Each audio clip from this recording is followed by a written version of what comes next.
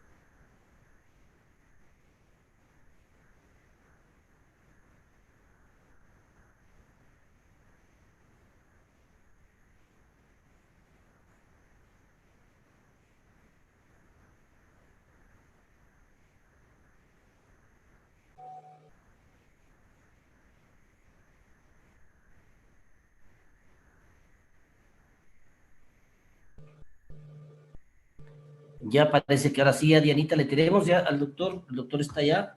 Solo estamos habilitando el audio nada más.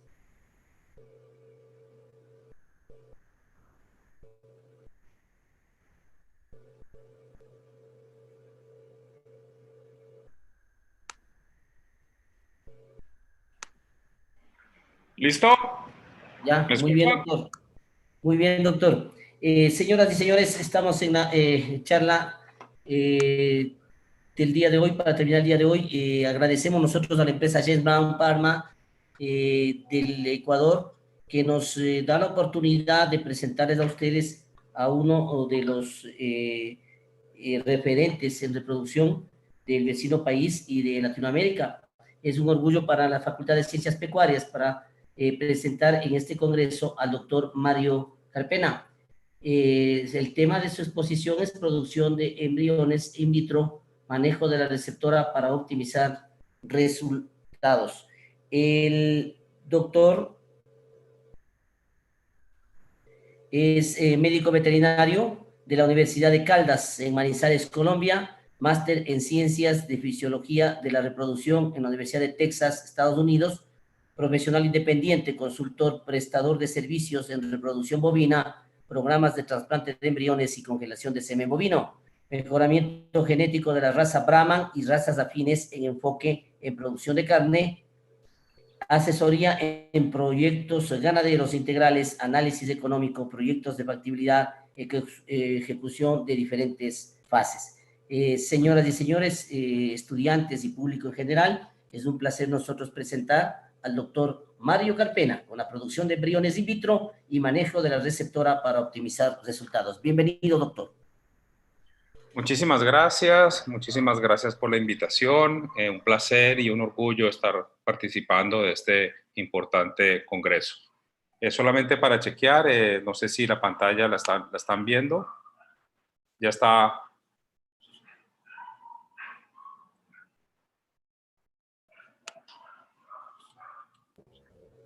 ¿Me pueden Le vemos, confirmar si la pantalla está le siendo vemos, compartida, por favor?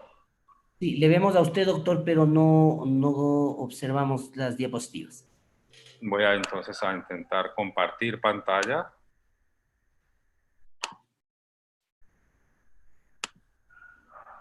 ¿Ahí? Perfecto, doctor.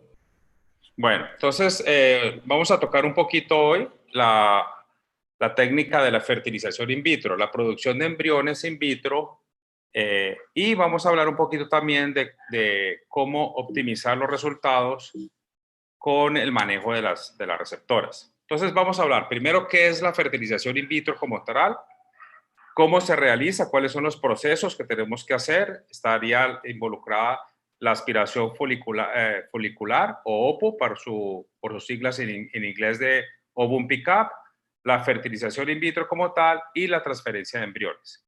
Vamos a hablar un poquito de los números que yo he tenido a lo largo de mi carrera profesional en cuanto a medias de producción y vamos a hablar también de la importancia del manejo de las receptoras. Entonces, para hacer un poquito de historia, vamos a hablar de que en Latinoamérica, como referencia, vamos a tomar Brasil y Colombia, que son los países donde yo comencé a trabajar con la técnica. En los años 80 se desarrollaron las técnicas de transferencia de embriones in vivo o por lavado uterino, como se conocía en su momento, se conoce, lo que implicaba la superovulación de las donadoras y lavado del útero. ¿Sí? Eso fueron, digamos, los primeros años en que comenzamos a trabajar las técnicas de embriones. En 1997 en Brasil se produjeron un poco más de 24.000 embriones, lo que significaba el 68% de la producción de América Latina, pero solamente el 6% de la producción mundial. Para que tengan una idea y un punto histórico, la producción mundial en el 97 era un poquito más de 400.000 embriones, de los cuales Europa y América del Norte compartían más o menos un 35% de la producción cada uno. 10 años después, o sea, en el año 2007, la producción mundial de embriones pasó de un poquito más de 400.000 a un poco menos de 1.200.000, o sea, tuvo un incremento importante, ¿sí? Pero ya los embriones in vitro comenzaron a tener una importancia y comenzaron a pesar el 36% de esos embriones y los embriones de lavado el 63%. En Brasil únicamente, los embriones in vitro producidos desde el año 2007 pesaron el 48% de la producción mundial, ¿sí? Con más de 200.000 embriones producidos, y de los cuales más del 99% eran producidos en vacas índicos, o sea, en vacas cebuinas. 10 años más tarde, 2017, la producción de embriones no aumenta mucho, pasa de un poco más de 1.200.000 a un poco menos de 1.400.000. Sin embargo, es el primer año en que la producción de embriones in vitro supera a los embriones de lavado convencional, obteniendo casi 1.000.000 de embriones contra 400.000 embriones de in vivo. Entonces se ve como en este periodo de 10 años, de 2007 a 2017, pues la técnica de in vitro fue ganando terreno hasta hoy dominar, digámoslo, a nivel mundial la producción de embriones en bovinos. Aquí tenemos algunos datos históricos de la fertilización in vitro en Brasil, cómo estaban distribuidas las producciones de embriones. Ya podemos ver cómo el in vitro supera ampliamente el in vivo, tanto en las razas de leche como en las razas de carne, pero vemos que el porcentaje de producción de embriones ya tiene una digámoslo, importancia mayor en los taurinos, o sea, las razas taurinas, especialmente las razas de leche, ¿sí? Donde aquí vemos 167.000 embriones producidos de raza de leche, tienen un peso específico importante. Esto debido básicamente a la aparición del semen sexado, que permitió a que los productores de leche direccionaran sus embriones únicamente a la producción de hembras. Y ya vemos cómo en los taurinos tenemos casi un 70% de producción de embriones versus un 30, un poquito más del 30 en los cebuinos. ¿Qué es la fertilización in vitro? La fertilización in vitro no es más que obtener un óvulo y fertilizarlo con el semen deseado en una caja de Petri. Eso es lo que se hace. ¿Cómo se obtiene? Entonces, la técnica para obtener los ocitos o los óvulos es por aspiración folicular. Esta es la técnica normalmente utilizada. Se utiliza, digámoslo, un ecógrafo, la imagen de un ecógrafo para poder visualizar una bomba de vacío, ¿sí? Y este es un diagrama de exactamente lo que pasa dentro de la vaca. Este es, digámoslo, la guía. Esta es una guía de plástico en la cual va una aguja, que es esta línea, y debajo está la probe del ultrasonido para poder hacer la imagen de este ovario. Sí, entonces ahí vemos cómo el técnico sujeta el ovario por medio de la visualización del ecógrafo. Él sabe exactamente en qué posición está y uno a uno va puncionando el ovario y va, digámoslo, con esta bomba de vacío extrayendo los ovocitos.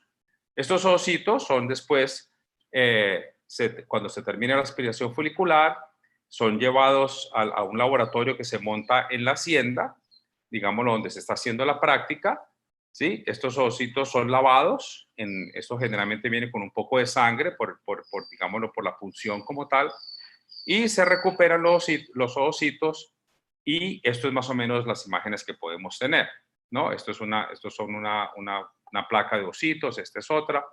Esto es lo que normalmente vemos. Los ovocitos tienen el citoplasma, que sería la parte más central, y lo que está alrededor del citoplasma son las células de cúmulos, que son las que nos ayudan en la parte de fertilización una vez nosotros vamos a aplicar el semen.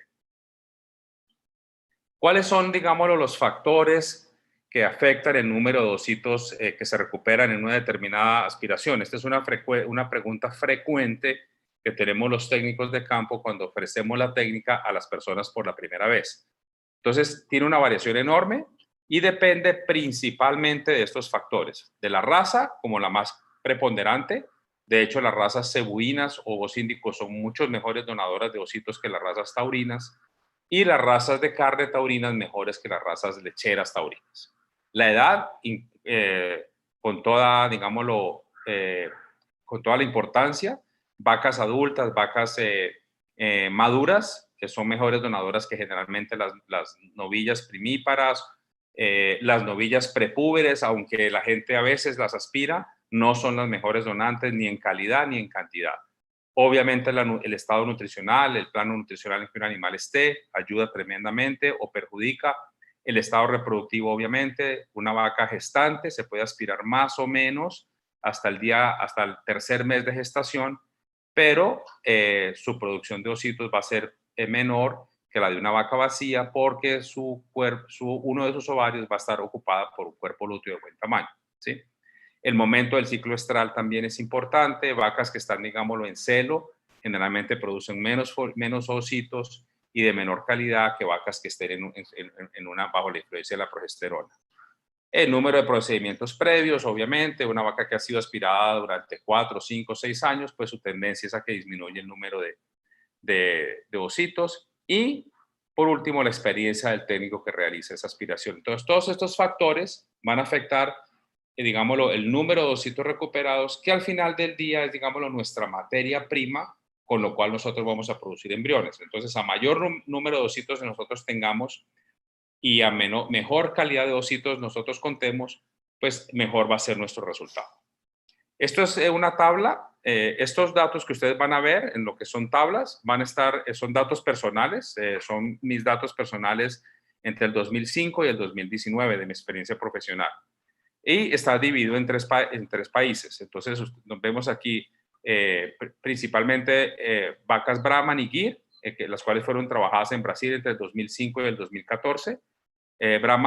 Vacas Brahman y Girolando en Colombia, del 2012 hasta la actualidad. Y también trabajos en Ecuador de las razas Brahman y Gir. Entonces, este es el número de aspiraciones realizadas a lo largo de estos años. Estos son más o menos unas 3.600 aspiraciones. Y aquí vemos el promedio de ositos por raza. Entonces tenemos que para la raza Brahman en Brasil eran 20, para la raza Brahman en Colombia 26, Brahman en Ecuador 33, etcétera, etcétera. Gir 16, 14, 14. Esto es simplemente para que, estos son los promedios de lo que producen las razas. ¿Sí? La fertilización in vitro, entonces, una vez nosotros tenemos los ositos, los vamos a madurar más o menos durante 24 horas y luego se van a someter a la fertilización. Este semen previamente se ha preparado para poder utilizarlo. Entonces, esta es una imagen de la fertilización in vitro. Y la primera evaluación que nosotros hacemos de nuestro trabajo se llama el clivaje. Este clivaje lo que básicamente hace es que nos dice cuántos de los ovocitos expuestos al semen sufrieron por lo menos una división celular, que significa que fue fertilizado, ¿sí? Y este porcentaje de clivaje varía entre un 70 o un 80% según usemos semen sexado o semen convencional. Entonces, esta es una imagen de la evaluación de un clivaje. Aquí podemos ver algunas células, algunos embriones que tienen 4 células, otros ya tienen 8, algunos no tienen sino 2. Nosotros en realidad nos gusta ver muchos con más de 4 células en este momento a nivel de campo. ¿Sí? Y después nosotros tenemos lo que se llama la previsión en la producción de embriones. Entonces, esta es la previsión de producción de embriones se hace día 6, el día 6 después de la fertilización, y nos da una idea de cuántos embriones vamos a tener al día siguiente para nuestro trabajo en campo. Los embriones se transfieren en día 7 después de la fertilización, ¿no? Esta información el personal de campo la utiliza para saber más o menos cuántos embriones vamos a tener de cada vaca, si vamos a tener sobra o no vamos a tener sobra de embriones, si decidimos de pronto congelar algunos embriones o si por el contrario la producción es menor a lo esperado, si tenemos un stock de semen, de embriones vitrificados o congelados, pues los podemos descongelar. Y también nos sirve para direccionar, digámoslo, nuestras principales vacas, o sabemos cuántos embriones vamos a tener de nuestras principales vacas para direccionarlos hacia las mejores receptoras. Y todo ese tipo de decisiones se toman en base a esta información. Entonces aquí tenemos algunas fotos de estos son embriones en D7. Estos son, digamos, lo que nosotros llamamos blastocistos, la gran mayoría. Hay algunos que ya están eclosionando, como es el caso de este embrión acá, que ya abrió, rompió la zona pelúcida y ya está saliendo, lo mismo que este. Sí, este también ya está saliendo. Sí, y algunos que están ya totalmente expandidos, como es ese caso de este embrión o este embrión. Aquí tenemos otra foto de embriones de la gran mayoría blastocistos expandidos, que es el momento, digámoslo, el tamaño ideal o el desarrollo ideal que nosotros queremos en los embriones para la transferencia. Aquí tenemos otra foto, aquí tenemos algunos ya eclosionando, como vemos este, ¿sí? Otro acá ya. Y este que es, digámoslo, una foto clásica de un blastocisto expandido, o este también. La producción de embriones, entonces, después de que nosotros tenemos nuestros ositos, fueron fertilizados, tenemos nuestra producción, esto es más o menos lo que nosotros obtenemos, ¿sí? Si ustedes ven acá, nosotros tenemos vamos a tener desde 3.7, que sería el más bajo aquí, hasta 7.4 embriones por vaca. Esta es otra pregunta frecuente, doctor, ¿cuántos embriones me va a producir mi vaca? Hombre, tu vaca puede producir de 0 hasta 60 embriones. Pero ¿cuál es la media? Que son más o menos entre 4 y 8 embriones de acuerdo a la raza y de acuerdo a los factores que hablamos inicialmente. ¿Sí? Luego los embriones ya son empacados y se envían a campo. La forma de envío a campo los embriones, hay dos formas. Se pueden enviar o en tubo para que esos embriones sean empacados a nivel de campo. En ese caso utilizamos, digámoslo, esta máquina que es una incubadora portátil o LabMix. Esta máquina nos permite mantener embriones ahí hasta por 3 o 4 días y ellos van haciendo su crecimiento porque ella tiene gas y tiene todos los medios necesarios para que el embrión siga creciendo. ¿Sí? Para que nosotros podamos enviar en tubo, necesitamos tener el equipo de empaque, todos los instrumentos necesarios para que una vez esos embriones lleguen a la finca, nosotros podamos realizar el empaque y subirlo en las pajillas, que se utilizan pajillas de 0.25 ml para la transferencia. ¿Sí? Y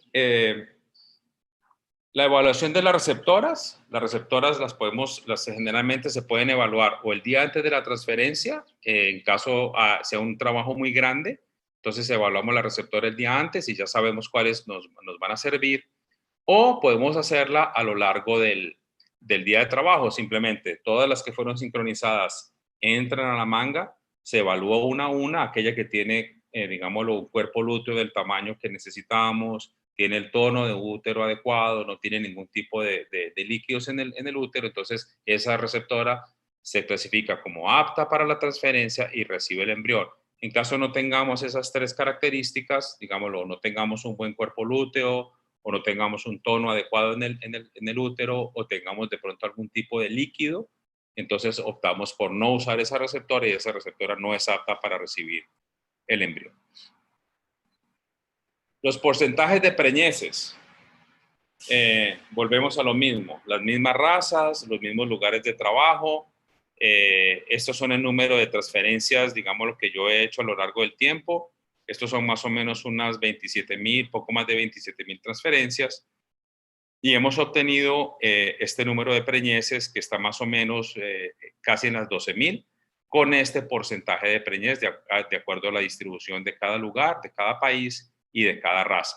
Esta pues, vemos que varía de 46.3 para, digamos, la raza Brahman en Colombia, hasta un 51.3 para la raza Brahman en Brasil.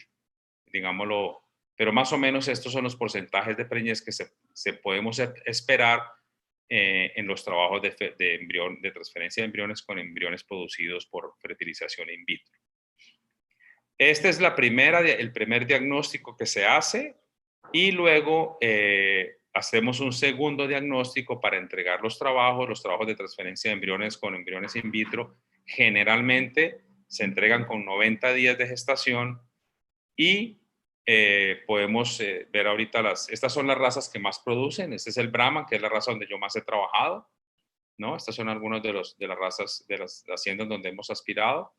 La raza Gir también, muy popular, tanto en Ecuador como en Colombia, no tanto en Brasil cuando yo estaba allá, ¿no? Y estos son las mismas transferencias, pero ya con porcentajes de preñez a los 90 días. Entonces vemos que hay una pérdida de preñez entre los 30 y los 90, hay una muerte embrionaria, y vemos cómo disminuyen un poquito los porcentajes de preñez, y aquí vemos que van a estar entre el 42.5 y el 47.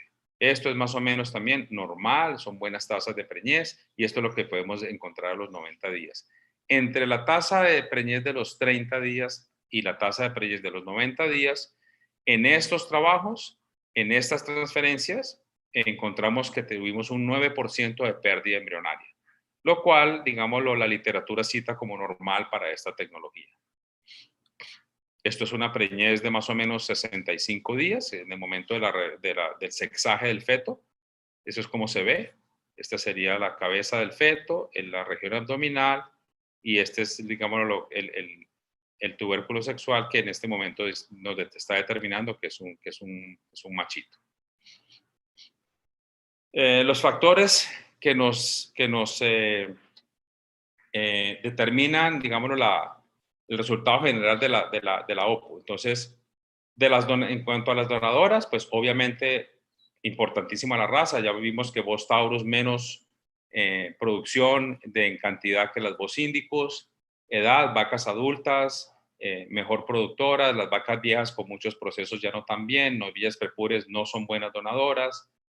Estado reproductivo, pues generalmente las vacas paridas, nos dan mejores resultados, y ya entramos al número de procedimientos, el intervalo entre los mismos, o sea, si una vaca está aspirada frecuentemente, digámoslo, tiene una producción, si la vaca se aspira con poca frecuencia tiene otra, la nutrición, totalmente importante, el plano de sanitario que tengamos, medio ambiente, digamos que tengamos un manejo racional, temperaturas extremas nos bajan la producción, y también pues la época del año, si estamos hablando de épocas muy secas o de mucha lluvia, también interfieren en la producción del resultado general.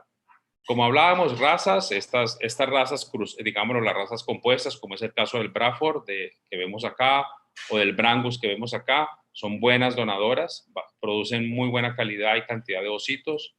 Lo mismo las razas de carne, digámoslo ya como el Angus, tanto en su variedad negra como en su variedad roja, pues no tan buenas como las cebuinas, pero mejores que las taurinas de leche. Las razas o, digámoslo, los cruces de Taurus y Indicus, en el caso de leche, como las Girolando, en el caso de esta foto, buenas donadoras. Las Holstein ya no tanto, generalmente cuando están en producción son vacas que están en un estrés muy fuerte y su producción generalmente es bajita. Entonces, hablemos un poquito ahora de la importancia de la receptora. Definitivamente la receptora es el ítem más costoso en cualquier programa de transferencia de embriones, ¿sí? Y para mí es el factor más determinante en el éxito o fracaso en un programa de transferencia. Y lo más importante, digámoslo, cuando estamos a nivel de campo, es que depende exclusivamente del manejo y de los cuidados que cada hacienda tenga. Yo puedo tener el mejor laboratorio, puedo tener el mejor aspirador, puedo tener el mejor transferidor y podemos tener todo controlado, pero si las receptoras no están controladas, si las receptoras no tenemos un buen plano nutricional, un buen plano sanitario, un manejo racional, pues nuestros resultados no van a ser buenos. Entonces, esta es la receptora, aquí tenemos un lote de receptoras paridas, ¿no? Con terneros de más o menos 45 o 60 días al pie, y esto es lo que queremos ver, receptoras con esa calidad de terneros al pie y en esa condición corporal. Respecto al plano sanitario, pues tenemos el plano sanitario, por decir, básico, en cuanto a, digámoslo, si nosotros vamos a criar nuestras receptoras, como es el caso de la mayoría de las personas, pues vamos a tener un plano, digamos, un manejo sanitario, un plan sanitario básico, nada espectacular, simplemente lo normal. Vacunas de Clostridium, generalmente a los 2 meses y se refuerza entre 4 a 6 semanas después, y una revacunación anual. La vacuna de Bruselas, de acuerdo a la necesidad, digámoslo, al programa que se tenga. Generalmente si es con cepa 19, pues alrededor de los 6 meses. Si es con RB51, pues ya podemos ser un poquito más laxos en el tiempo, aftosa según el ciclo. Y muy importante, tanto vacuna para reproductivas virales como la rinotraqueitis, diarrea viral, la parainfluenza, ¿no? Hay muchas opciones en el mercado, virus vivus, virus muerto, mínimo cada 12 meses esta vacuna, teniendo en cuenta que la primera vez tiene que ser con refuerzo, la primovacunación con refuerzo a las 4 semanas, y la vacuna de leptospira por lo menos cada 6 meses. Esto es, digamos, un plano básico de sanitario cuando uno cría las receptoras. Si nosotros vamos a comprar receptoras, y digámoslo de acuerdo a la edad en que nosotros las compremos, tenemos que tener algunos cuidados. Entonces, antes de realizar la compra, hombre, si estamos comprando novillas ya en edad reproductiva, pues un chequeo reproductivo es importantísimo, ¿no? Y chequeo muestra para brucela y mínimo para tuberculosis. Y llegando a la hacienda, obviamente una cuarentena para evitar que entren enfermedades, digámoslo, extrañas, y un tratamiento para leptospira, o sea, un tratamiento médico para borrar leptospira y luego sí entrar con una vacuna, ¿no? Entonces ahí podemos utilizar estreptomicina o oxitetraciclina. Una sola inyección intramuscular nos atiende para control de leptospira. Luego de esto, pues entonces las vacunas reproductivas, si estamos comprando, sí, un vermífugo, y tener en cuenta de que nosotros no podemos comprar receptoras y quererlas utilizar inmediatamente llegan a la hacienda, ¿no? Esas receptoras tienen que tener mínimo unos 2 meses de adaptación. Estamos trayendo receptoras de otro clima, de otra comida, de otro manejo, inclusive de otras aguas, y esas receptoras tienen que adaptarse a la hacienda. Si las usamos muy recién llegadas, pues lo más probable es que no tengamos los mejores resultados. Ya cuando empezamos a hablar del manejo nutricional, pues lo que más se maneja en los programas de receptoras es evaluar la condición corporal, ¿no? Esto es una tabla simplemente con fotos de vacas que van desde una condición corporal 1, que sería la vaca pues en esta foto más flaca, hasta la obesa de la 9, ¿no? Entonces nosotros no queremos ninguno de estos dos extremos, obviamente. Queremos vacas que estén más o menos entre el 6 y 7. Condición ideal. 5 en algunos casos si la vaca no está parida, ¿sí? Aquí vemos, esto es también la misma, está comparando la tabla del 1 al 9, que sería la tabla de arriba, y haciendo una comparativa con la escala del 1 de 5 puntos, que sería del 1 al 5. Entonces, lo que nosotros queremos nuestras vacas es en esta digámoslo, parte verde. 5, 6 y 7 o 3 a 4 en la tabla del 1 al 5. ¿Ya? Entonces, si estamos evaluando receptoras, si las vamos a evaluar en el preparto y las vamos a utilizar recién paridas, yo quiero que mis vacas en el preparto estén con una condición de 6 o 7 en el sistema de 1 a 9 o de 3 y 5 a 4 en el sistema de 1 a 5. En un estudio realizado por el Dr. Lam en el 2016, él comparó vacas de condición corporal 4 y condición corporal 6. Y dedujo que las vacas con condición corporal 6 presentaban un mayor peso corporal al momento del parto, lo cual pues es lógico, las vacas estaban pariendo en una condición corporal mayor, ¿sí? Un mayor peso al nacimiento de las crías, sin embargo, esto no produjo un incremento en las distocias, lo cual simplemente quiere decir que los terneros nacían con un poco mayor de peso, sin embargo, no exagerado. Esas mismas crías obtuvieron un mejor peso al destete cuando se destetaron, y cuando evaluaron la ciclicidad de las vacas 60 días posparto, las vacas que parieron con condición corporal 6 estaban ciclando en un porcentaje mayor a aquellas que parieron en condición corporal 4. Entonces, es importante que las vacas mínimo lleguen al preparto en una condición corporal de 6, ojalá de 7.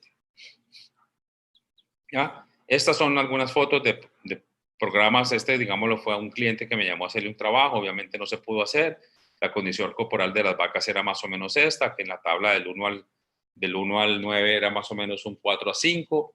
Esta no estando en estado de lactancia o de producción de leche, pues no íbamos a tener un buen resultado. Estas son vacas de otra hacienda donde trabajamos. Son vacas con terneros de más o menos entre 60 y 70 días al pie, vemos como las vacas sí tienen una reserva de grasa, no se les ve, digamos, tienen buena musculatura. Estas son vacas que generalmente nos responden muy bien en los trabajos. Obviamente, esta es otro lote de receptoras en otra hacienda en Colombia, en una condición corporal ideal para cualquier programa de transferencia de embriones. Entonces, importantísima la condición corporal y factor fundamental la nutrición en una buena respuesta del programa y en una buena tasa de preñez. Esta es otra foto de unas receptoras también en muy buena condición y cruces de cebuino con taurino.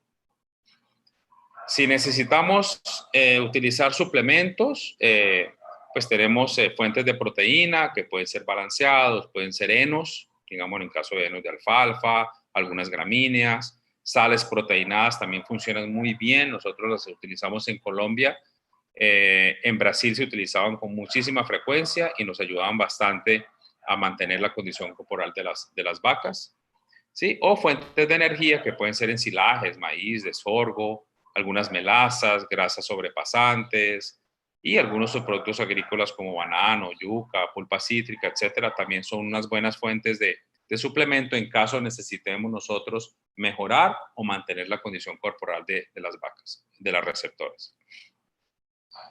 ¿Sí? Minerales, importante, tanto la presencia de buena calidad de macro minerales como de micro minerales, ¿sí? Y garantizar que los animales reciban los requerimientos de minerales de acuerdo a las condiciones medioambientales, garantizar número y calidad de saladeros. Eso es importantísimo. A veces vemos que la gente se preocupa por comprar la mejor sal del mundo, sin embargo, no se preocupa con que los saladeros sean cubiertos, de que haya, digámoslo, 2, 3 o 4 saladeros si tenemos muchas vacas en el mismo potrero, ¿sí? O si tenemos un potrero muy grande, que haya, digámoslo, disposición de saladeros distribuidos a nivel del potrero.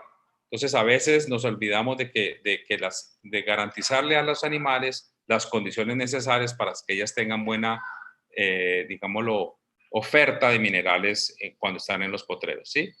Repartir los minerales máximo cada 2 o 3 días, sobre todo, digámoslo, aquí en el Ecuador, que digámoslo en Santo Domingo o en la región del Guayas, en las épocas de invierno donde llueve tanto y hay tanta humedad ambiental, pues la sal es higroscópica y si la dejamos para una semana, posiblemente el quinto, sexto, séptimo día, ya esté muy, muy compactada, casi como un ladrillo, y eso dificulta que la vaca vaya y consuma la sal como debe ser.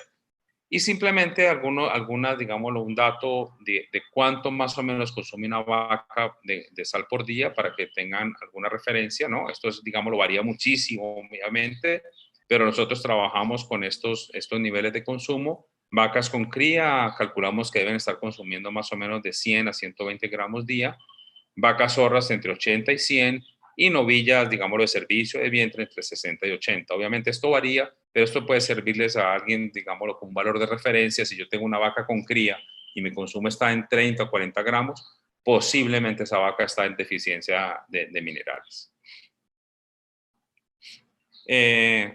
Hablemos un poquito del tipo racial cuando hablemos de receptoras. Entonces, para proyectos de ganadería de carne, ¿cierto? El cruce entre el Bos indicus y el Bos taurus es quizás la receptora más indicada, más recomendada, de mejores resultados, ¿no? Y esos cruces pueden ser, digámoslos, con raza como Angus o Brangus, en sus versiones no, roja y negra, con razas como el Hereford y Braford, ¿no? Simmental, que tiene un poquito de diferencias digamos, en su biotipo, si se va uno del europeo o al surafricano o al americano, ¿sí? Lo mismo en el charolés, hay diferencias entre el europeo y el americano, y hay otras razas como puede ser el Senepol, que digamos ahorita hay mucha gente utilizando, Limousin también se ha utilizado, etcétera.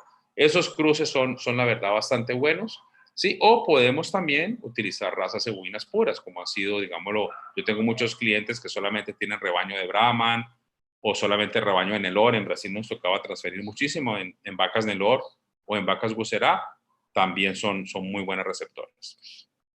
Entonces aquí tenemos un lote de animales Brangus.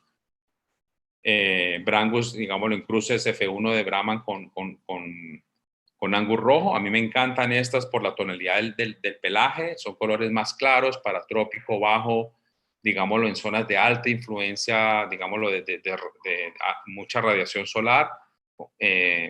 Nos gusta esto, aquí quizás hay menos presencia de mosca en este color un poco más claro que el negro después del cruce con la Brangus negra, ¿no? Este es otro cruce que funciona bastante bien, el Charolais. Sí nos da una receptora de una talla más grande, ¿no? Por ende es un animal que va a tener un gasto metabólico mayor, pero es una vaca muy buena, de muy buena habilidad materna. Cimental, de la misma forma, extraordinarias receptoras, muy lecheras. Tienen el problema de que son vacas muy grandes y obviamente pues van a comer más. Estas son vacas que quinto, sexto parto posiblemente pueden estar pesando 600, 650 kilos, ¿no? Entonces ellas tienen que alimentarse para eso.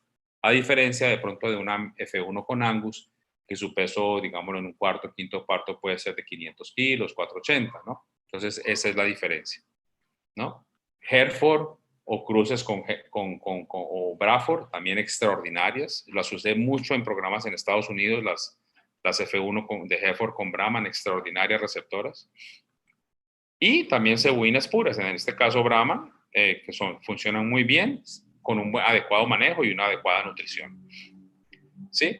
Ya cuando hablamos de programas de lechería, pues tenemos las razas europeas puras, que digámoslo en programas a nivel de la sierra, ¿no? Donde se trabaja con Holstein, con Jersey, con Brown Swiss. Entonces se utilizan las mismas vacas del ordeña como receptoras. O en trópico bajo, digámoslo, donde se trabaja con cruces de Girolando, Gusolando, Bramolando, o cruces de bocíndicos con Jersey o con Brown Swiss. Todas esas funcionan bastante bien, ¿no? Aquí tenemos la Holstein, la Jersey, cruzamientos, digámoslo, ¿no? digamos en este caso Girolando, otras que funcionan bastante bien, como en este caso son Bramolando, estas vacas, ¿no? Y en general, pues se utilizan con muy buen resultado. Otro tema importante es el tema de la información. Yo creo que la información de las receptoras es crucial cuando uno tiene un programa de embriones.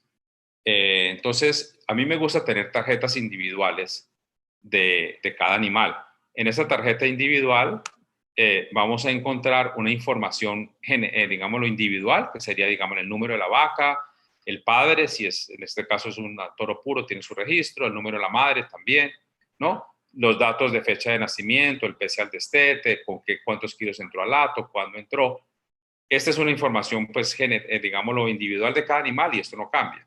Y aquí abajo nosotros tenemos ya la información de cada una de sus crías. En este caso, aquí tenemos, esto es el embrión, este es digámoslo, el cruce del embrión con la vaca que se le puso, cuándo nació, cuál era el número de la cría, qué sexo tenía, etcétera, etcétera. Y tenemos toda la información de cada animal allí, ¿no? Y aquí, año a año, ella va pariendo un ternero, pues, de embriones en este caso, ¿sí? Y tenemos también la información de las receptoras, que es todos los procedimientos que se le hacen a una vaca. Entonces vamos a anotar allí los servicios, las evaluaciones reproductivas, los tratamientos, si se le hicieron o no protocolos de sincronización, si se le transfirió embrión y el resultado de cada protocolo, de cada transferencia. En este caso, digámoslo, aquí vemos, por decir, se le programó, se le hizo una transferencia con este embrión, esta fecha, aquí quedó vacía, después se le volvió a transferir otro embrión, aquí quedó preñada de 30 días, se le confirmó de los 90, etc.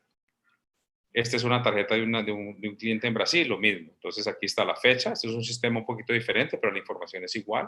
Aquí está la fecha, aquí está el evento, que es el protocolo, ¿no? Entonces aquí se le hizo, por decir, el protocolo, se le hizo la transferencia de este embrión, del toro 527 por la vaca 474, el día de la transferencia salió, de la evaluación, de la palpación salió preñada, el día del sexaje se le sexó y encontró una hembra, al año siguiente se le volvió a hacer otro protocolo, se le puso este embrión, salió vacía, después se le hizo otro protocolo, salió preñada, era un macho, etcétera, etcétera. Entonces, esto es lo que a mí me permite hacer una extraordinaria selección de receptoras. Con esta información yo puedo saber si una vaca ha recibido 3 embriones y nunca quedó preñada, si esta vaca recibió embriones y me abortó 2 veces seguidas, si esta vaca recibe el protocolo y ella nunca se le transfiere embriones porque no responde. Entonces, esta es la información que a mí me permite no estar gastando plata y manteniendo una vaca como receptora sin que ella se preñe. O utilizar vacas que se preñan pero abortan, o utilizar vacas que se preñan pero no dan leche y la cría se desteta liviana. Entonces, toda esta información para mí es lo más importante en un programa de receptoras. Y entonces, obviamente, para la selección de receptoras vamos a utilizar la información de habilidad materna, o sea, el desteto de las crías que hemos tenido, si esa vaca ha tenido distocias o si es una vaca que pare fácil, si su ubre es una ubre de pezones y de tetas pequeñas, donde no hay que estarle ayudando mucho a la cría a mamar, si es una vaca que ha tenido histórico de abortos, qué tipo de aborto ha tenido, cuánto tiempo de gestación tenía cuando abortó. Y una cosa que también es muy importante, el temperamento. El temperamento en las receptoras es crucial. Nosotros necesitamos animales calmados. Entonces, mi recomendación es, cuando estamos evaluando temperamento, siempre aquella que alborota al resto, aquella que está corriendo de un lado para el otro, que es la que alborota al resto de animales, yo creo que ese animal hay que descartarlo. Eso es, descartar los animales excesivamente nerviosos o bravos. Esa es mi recomendación, ¿no? Y otro tema importante es la conformación de los grupos cuando se van a sincronizar. Entonces, tenemos la información, digámoslo, en cuántos protocolos se le ha realizado a ese animal, cuántas transferencias se le ha realizado, cuántos abortos, ¿sí? Las crías anteriores, cuáles son los pesos, cuál ha sido su intervalo entre partos. Los grupos que vamos a trabajar, los vamos a trabajar de acuerdo a su estado reproductivo. Entonces, por decir, las vacas de posparto entre 30 y 90 días va a ser un grupo de sincronización y van a ser un grupo que va a permanecer junta durante todo el proceso. Las vacas con más de 90 días de haber parido es otro grupo. Las vacas zorras, o sea, aquellas que no tienen cría, es un grupo aparte. Y las novillas o vaconas de vientre, pues es otro grupo aparte. Y ojalá mantener estos grupos contemporáneos y no estarlos mezclando todo el tiempo, porque ahí es donde nosotros tenemos los problemas de dominancia de las vacas viejas que le pegan a las novillas y podemos, digámoslo, causar problemas de aborto inclusive, ¿sí? Y volver a tener en cuenta la condición corporal, evaluar la condición de cada animal de acuerdo al estado, si está, digámoslo, parida o horra, y digamos, usar esa tabla de condición corporal como un parámetro de selección. Entonces, lo que nosotros queremos al final del día con las receptoras es tener receptoras como estas, ¿no? En una condición corporal ideal, con buenas pasturas, que ellas permitan a que ellas críen ese ternero que tienen al pie y se preñen fácilmente de otro embrión, ¿no? Estas son receptoras, digámoslo, preñadas, ya destetas, en buenas pasturas que nos garantizan que van a llegar al parto en una extraordinaria condición corporal. La vamos a poder utilizar inmediatamente después del parto y vamos a tener un buen porcentaje de preñez. Y vamos a tener resultados como esta vaca, esta receptora de cruce Simmental, que está parida de una ternera 3/4 Holstein por Gyr, o en el caso de este programa que se trabaja con Brahman puro, estas receptoras con sus crías de 4 o 5 meses al pie, ellas en muy buena condición corporal, posiblemente muchas de ellas ya preñadas de vuelta, ¿sí? Y obtener, digamos, los resultados como este de trabajo de embriones que nos nacieron esta ternera Gyr en alguna hacienda en Colombia. Bueno, eso era la charla que yo tenía para hoy. Muchísimas gracias por la atención, gracias por la invitación. Si hay alguna pregunta, algún comentario, si les puedo resolver con el mayor gusto. Y si no sé, pues busco la respuesta y se las traigo después. Muchas gracias, doctor Mario Carpena. Y vamos a poner a consideración las preguntas. Por favor, si los amigos nos escriben en el chat para que el doctor nos ayude con las respuestas.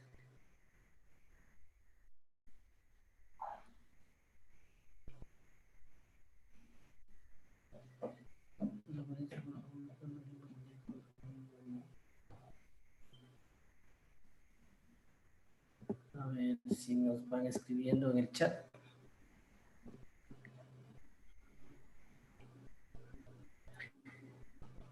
Una pregunta, doctor, que si la altitud también influye en el resultado de el trasplante. La altitud sobre el nivel del mar. Así es, doctor. La altitud sobre el nivel del mar tiene, digamos, una importancia directamente sobre el laboratorio. O sea, a ver, el laboratorio, nosotros trabajamos con incubadoras que manejan una mezcla de gases, el cual va regulado mucho en el nivel de CO2. Y eso básicamente está ligado al mantener un pH estable. Cuando las incubadoras están, digámoslo, y como nos pasa a nosotros con el laboratorio de James Brown, que está ubicado en Quito a 2800, tenemos que aumentar un poco el nivel de CO2 y eso digámoslo, nos ocasiona variaciones de pH. Entonces, hay que hacer una sintonía muy fina entre el nivel de CO2 y la altura para poder mantener el nivel de pH en los rangos que necesitamos. Eso, por digámoslo, a nivel de producción de embriones en el laboratorio. O sea, estamos hablando de laboratorio. Ya a nivel de, digámoslo, de campo, pues nos afecta en qué sentido, en que, digámoslo, hay razas o animales que no se adaptan a tierras muy altas, como sería, digámoslo, llevar un cebuino a 2.800 o 3.000 metros, o quizás traer una vaca Holstein a nivel del mar, simplemente por adaptación a la temperatura y a las condiciones medioambientales. Esa sería, digámoslo, la restricción, ¿ya? No sé si quedó claro, no sé si era eso lo que se buscaba con la pregunta. Sí, muy bien, doctor. Otra pregunta que nos hacen es si la raza Jersey es óptima para hacer trasplante de embriones. Sí, la raza Jersey se utiliza y se utiliza bastante como donadora y como receptora. Como hablamos durante la charla, las razas lecheras europeas, tanto Holstein como Jersey, como Brown Swiss, digámoslo, son animales que producen un número menor de ositos. Entonces tenemos esa limitante en el número de ositos que necesitamos para producir embriones. Eso significa que si yo quiero hacer una transferencia, por decir, y tengo 60 o 70 receptoras para poderles embrión aspirando vacas Jersey, yo posiblemente voy a necesitar unas 20 donadoras para poder llegar al número de embriones que necesito de la raza.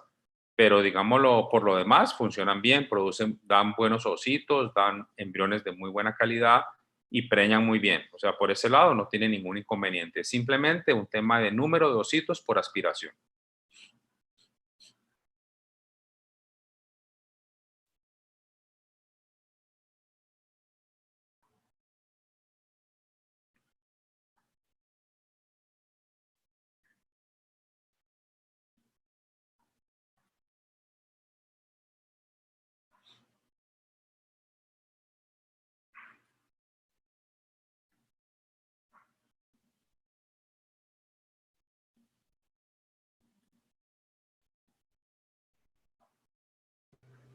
A ver, dice, Patricia Ábalos nos dice, menciono que al realizar la aspiración de los ovocitos de forma seguida, la calidad de estos disminuye con el tiempo, pero la vaca de vientre o la receptora, ¿cada qué tiempo debe ser fertilizada para preservarla por mayor tiempo?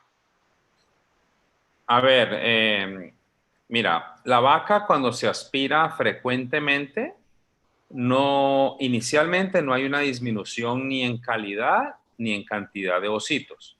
Ahora, si una vaca yo la aspiro durante 6, 7, 8 años y la estoy aspirando una o dos veces por mes, obviamente ahí sí vamos a tener una disminución de ositos, simplemente porque cuando uno hace la punción del ovario para extraer el ovocito, pues queriendo o no, estamos haciendo una lesión en ese ovario, digámoslo, al introducir la aguja. Y poco a poco, todas esas agujas, digámoslo, introducción de la aguja en el ovario, causa una pequeña lesión, causa una pequeña fibrosis. Y una vaca que ha recibido 1.000, digámoslo, agujadas a lo largo de su vida en el ovario, pues obviamente va a tener 1.000 puntos de fibrosis, lo cual, digámoslo, va haciendo que ese ovario en su capa externa, que es por donde supuestamente el ovocito sale, el folículo revienta, pues va a tener menos posibilidad de producir esos folículos, esos ovocitos, ¿ya? Es un tema básicamente físico, ¿sí? La receptora, por el otro lado, según estoy entendiendo, pues mira, ojalá la receptora recibiera un embrión y se preñara todos los años. Ese es el ideal. Y si uno maneja un buen programa de información, sobre todo de la receptora, si un programa nutricional, no es difícil encontrar haciendas donde una vaca ha parido todos los años un ternero de embrión. Yo en Brasil tenía varias haciendas donde las vacas todos los años parían un ternero de embrión durante 5, 6, 7 años seguidos, todos los años el mismo mes o de pronto el 13º mes paría un ternero de embrión. Entonces es simplemente tener un buen programa sanitario, un buen programa nutricional y principalmente un buen programa de información de las receptoras para que actuemos rápidamente sobre cada una de ellas. Gracias, doctor. Paulita nos dice, buenas tardes, doctor. ¿Cuál sería el principal factor que incida para que se presenten mutaciones en los ovocitos fecundados y no se logre implantarlos? Que se produzca qué, perdón, no entendí el principio. ¿Cuál sería el principal factor que incida para que se presenten mutaciones en los ovocitos fecundados y no se logre implantarlos? Pues en realidad lo que pasa con los ovocitos una vez se fertilizan es que ellos simplemente paran de hacer división celular, ¿no? O sea, el ovocito inicialmente el espermatozoide lo fecunda, él tiene que hacer esa primera división celular de 2 células, después 4, después 8, pero algunos no, simplemente se degeneran. Ahora, ¿cuál es esa, digámoslo, esa razón específica? No te sabría decir si hay una sola o son varias, o es simplemente un embrión que presentó un defecto y por eso y por ende se quedó en ese estado de desarrollo, ¿no? Simplemente para hablar de promedios, para que tengas una idea, Paula, de cuántos se quedan en el camino, nosotros manejamos porcentajes de producción de embrión de acuerdo al número de ositos extraídos de cada vaca. Y nosotros consideramos normal alrededor del 25 al 30%. Significa que de 100 ositos que yo extraigo en una aspiración, solamente 25 a 30 van a llegar a embriones transferibles. Los demás se quedan por muchísimas circunstancias. No te sabría decir aquí exactamente cuáles son esas circunstancias, pero básicamente son deformaciones a nivel celular que no permiten que ese embrión se siga desarrollando. Eso quiere decir, doctor, que uno de los motivos por los que estas técnicas, estas biotecnologías, a veces se decepciona a la gente es porque ellos tienen la expectativa de un mayor número, pero la realidad es otra, ¿no? Correcto, exacto. Esto es muy importante, sobre todo cuando nosotros como personas de campo vamos a ofrecer esta tecnología a un cliente nuevo, es ser muy claro en qué debe esperar. Y por eso, en parte de mi presentación, ustedes vieron los porcentajes y los números que uno espera de esta técnica. Tiene que ser uno muy claro con el cliente de que esto no es el 100% sobre nada. O sea, yo no puedo decirles que si yo tengo 100 ositos, vamos a tener 100 embriones y de esos 100 embriones vamos a tener 100 preñeces, ¿no? No es así. Ustedes vieron, digamos, los 25 a 30% de obtención de ositos se vuelven embrión, más o menos entre 5 y 7 embriones por aspiración y más o menos entre un 45 y un 48% de preñez a los 90 días. Esas son medias, digámoslo, de un número importante de trabajos y son con esos números que uno tiene que llegar a ofrecer esa técnica a un futuro cliente para que después no tengan decepciones. Yo soy muy de la idea de que uno debe ser muy conservador. Yo generalmente a mis clientes les hablo de promedios de preñez del 40%. Si nos va todo bien, tenemos un poquito más, pero por ahí a veces no nos va tan bien y tenemos bastante menos. Entonces es importante eso para para que el cliente no se decepcione, exactamente. Doctor, nos dice Karen Herrera, nos dice que cuánto cuesta, cuál sería el costo aquí en Ecuador de esta técnica. El costo es muy relativo, Karen. Mira, depende mucho, esta es una técnica que depende mucho del volumen de receptoras que el cliente tenga. Y te digo por qué. O sea, yo tener un equipo de campo haciendo una aspiración en una hacienda, di tú en Manabí, por darte un ejemplo, donde me gasto 8 horas o 6 o 7 horas de carro para llegar allá, y me dicen que hay un cliente que tiene 15 receptoras, posiblemente el costo que yo le tengo, el precio de esa preñez va a ser un precio alto, y estamos hablando posiblemente de 350, $380, solamente por el hecho de producirle la preñez, ¿ya? Si un cliente es un cliente, digamos, lo que tiene 80, 100 receptoras, entonces pues es un cliente al que yo le puedo trabajar una preñez más económica, porque mi costo fijo yo lo voy a dividir en mucho más número de preñeces. No sé si me explico, pero básicamente funciona de esa forma, ¿no? Obviamente, esto es una técnica que no es barata, es una técnica que está hecha digámoslo, para multiplicar genética, producir animales que tengan un valor agregado alto, ¿no? Y esa es la idea, de multiplicar los animales que son superiormente, digámoslo, genéticamente superiores, ¿no? Un animal, nosotros simplemente multiplicamos la genética superior que cada finca tenga. Un animal, porque sea de transferencia de embriones o porque sea in vitro, propiamente no significa que sea mejor que el resto, porque su genética va a depender de dónde sacamos nosotros el óvulo o el ovocito y el semen para producir esa preñez. Nosotros simplemente multiplicamos aquello que el cliente tiene. Doctor, el principal inconveniente aquí en el Ecuador, cuando se escoge la donadora, los ganaderos se inclinan más al tipo, no necesariamente a la vaca que es la mejor. O sea, esos errores de concepto a veces hace que se equivoquen al escoger esta donadora idónea. Y la otra pregunta sería si utilizan el semen sexado para realizar esta práctica. Sí, correcto, sí, sí. Digámoslo, la elección de las donadoras, sí, tú tienes toda la razón en cuanto a que mucha gente se fija más en el animal, en su conformación, más que en su producción, ¿no? Cuando una donadora en realidad se debe escoger es por su capacidad de producir animales sobresalientes. Así ella no sea sobresaliente, digámoslo, en su fenotipo. Pero sí, digámoslo, ese es un problema que se ve en todas partes, no solamente del Ecuador, sino en todas partes donde yo he trabajado. Digámoslo, la gente quiere multiplicar mucho más las vacas bonitas que las buenas. Y sí, sí, el semen sexado se utiliza sobre todo en las razas lecheras, tanto de trópico bajo como serían los cruces entre voz índicos y voz tauros.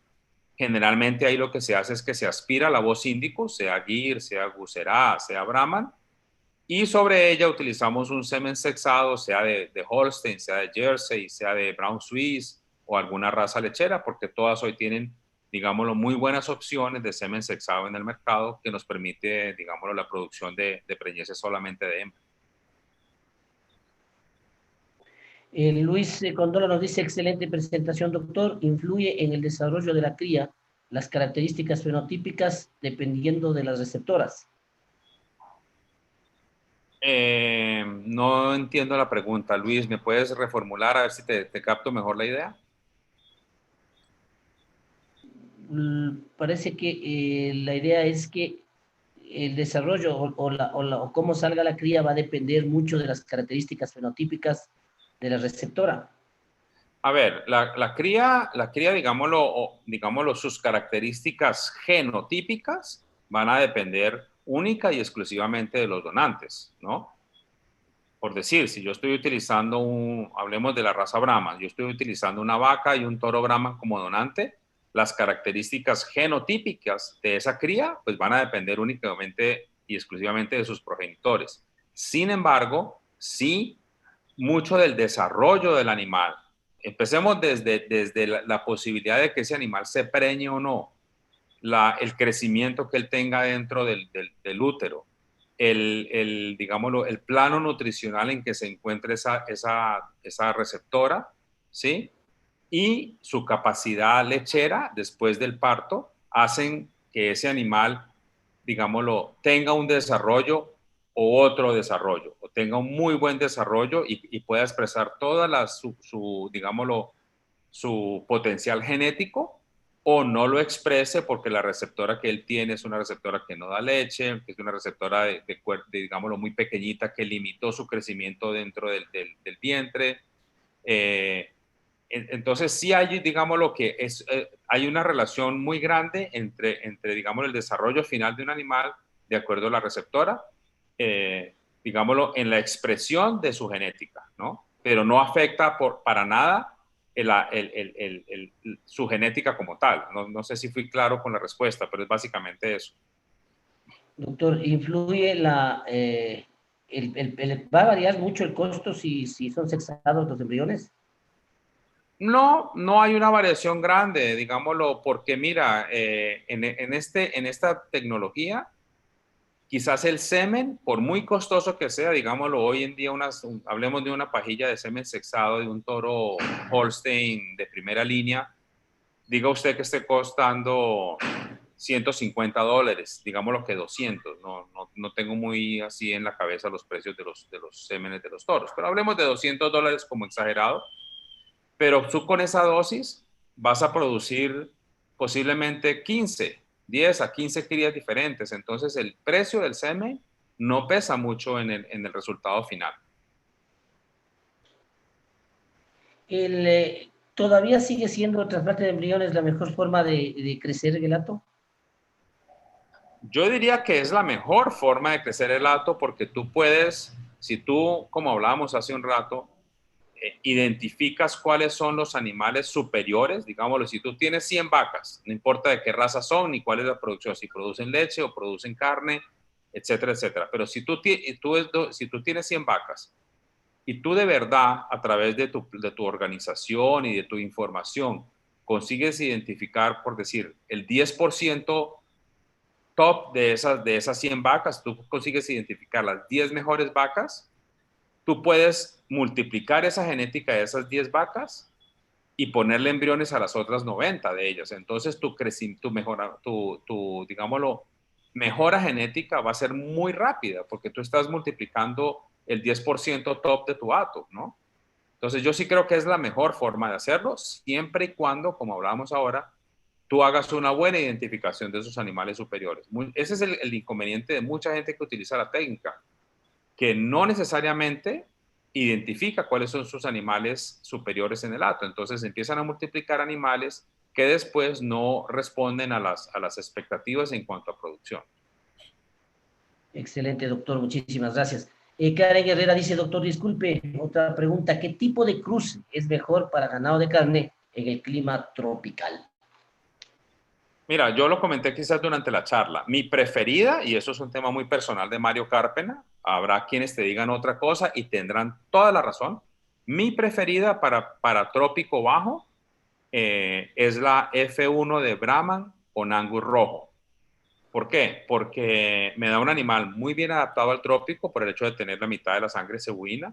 Me da un animal que es capaz de hacer muy buena reserva de grasa, digámoslo, para el momento en que necesita.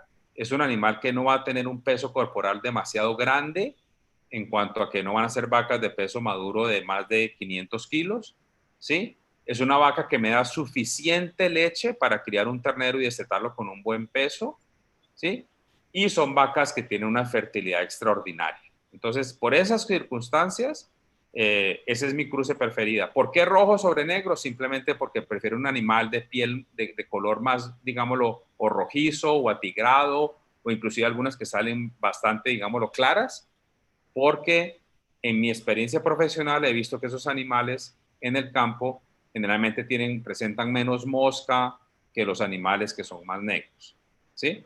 Ahora he trabajado con todos los cruces y con todos los cruces tengo resultados muy buenos, pero creo que, digámoslo, si uno se va hacia una vaca cimental que quizás produce mucho más leche que una F1 Angus, sin embargo, ese es un animal que va a tener un peso corporal muchísimo más grande que un Angus. Entonces, ella va a necesitar comer más para mantenerse. Yo prefiero una vaca que coma menos y que me destete un ternero igual de pesado o un poquito más liviano, pero que se preñe más rápido. Entonces, por eso es mi preferida. Pero los cruces, digámoslo en general, cruces de taurino con cebuino son, digámoslo, mis preferidas generalmente en todos los casos. Bueno, nos dice Luis Chucky, vamos terminando, dice, buenas tardes, mi pregunta es la siguiente, en la raza Charolais existen diferentes tipos de pajuelas, unas más caras que otras, como puedo saber cuál pajuela debo escoger para que la vaca pueda tener un parto sin ningún problema. Mira, pues es muy difícil responder esa pregunta, sí, pero digámoslo, eh, depende de lo que cada quien quiera. O sea, si esa persona que está utilizando un toro charolé, primero sobre quién la vas a usar, sobre otra vaca charolé o vas a hacer un F1, por decir, con una vaca cebuina. ¿Qué es lo que estás buscando al utilizar la raza charolé? ¿Estás buscando más área de ojo de lomo? ¿Estás buscando más peso final? ¿Estás buscando más musculatura? ¿Estás buscando qué? O sea, de acuerdo a lo que uno busque, las razas, y no solamente la charolé, sino cualquiera de las razas, te ofrece un abanico enorme de toros con muy buena información, sobre todo en DEPs, ¿no? En EPDs, donde uno puede escoger un toro de acuerdo a las necesidades. Entonces hay un catálogo enorme de todas las razas de toros maravillosos, pero que cada uno tiene, digámoslo, su utilidad. Sí, a ver, alguna. Doctor, le queremos agradecer a nombre de la Facultad de Ciencias Pecuarias. Muchísimas gracias, siempre a las órdenes. Esta es su casa, la Escuela Superior Politécnica de Chimborazo, muy gustosa de esta extraordinaria ponencia que viene a enriquecer los conceptos y los conocimientos, tanto de los docentes como de los chicos, de los estudiantes y los ganaderos que están conectados. Eh, Antes de despedirnos, nos indican que si la empresa James Brown está dando ya este servicio, nos dicen. Sí, cómo no. La empresa James Brown ya estamos ofreciendo el servicio de laboratorio para producción de embriones por la técnica de fertilización in vitro. Nos pueden contactar cualquiera de los chicos del comercial o del equipo de campo. Estaríamos encantados de contarles ya un poco más de los detalles y estamos para servirles. Muchísimas gracias a ustedes por la invitación. Lo disfruté muchísimo. Espero que haya sido de utilidad para los estudiantes y más una vez muy amable, muy orgulloso y muy honrado por la invitación. Muchísimas gracias. Un abrazo, estimado doctor. Ha sido el doctor Mario Carpena. Producción de embriones in vitro, manejo de la receptora para optimizar los resultados. Gracias totales. Muchísimas gracias, doctor. Señoras y señores, queridos estudiantes, señores docentes, queremos agradecerles, los organizadores de este evento, por la colaboración de ustedes, por haber estado con nosotros en este primer día de charlas. Estaremos el día de mañana ya compartiendo a las 8 de la mañana. Tenemos la primera defensa de artículo científico a las 8:30 estaremos ya con el técnico Javier Casineri de la Argentina con la vaca funcional versus la vaca show en lo que es las dos primeras trabajos para el día de mañana. Gracias, doctor. Gracias a todos. Hasta el día de mañana. Que Dios les bendiga.